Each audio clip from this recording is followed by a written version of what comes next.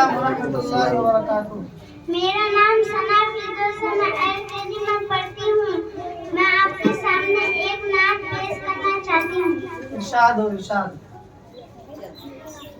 बस्ती की रौनक मस्जिद और शान मदरसों से, बस्ती की रौनक मस्जिद और शान मदरसों से, अब तक है आबाद हिंदुस्तान मदरसों से, है मेरी शान मदरसों से, मेरी पहचान मदरसों से। जब मस्जिद की सिमत चलेगा